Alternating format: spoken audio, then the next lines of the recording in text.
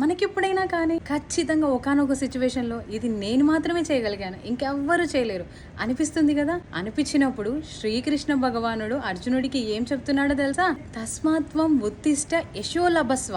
Kaunteya getup అంటున్నాడు, ఉత్తిష్ట getup అంటున్నాడు. లేచి చక్కగా ఫైట్ అనేది చెయ్యి, ఆల్రెడీ జయం నిన్ను వరించబోతుంది. ఫస్ట్ చాప్టర్ లోనే విన్నామన్నమాట. జయస్తు పాండుపుత్రానాం ఏషాం పక్ష జనార్దన. జనార్దనుడు ఏ వైపు ఉంటే ఆ వైపు విజయం తథ్యం అనమాట. జనార్దనుడు ఎప్పుడు ఏ వైపు ఉంటాడు?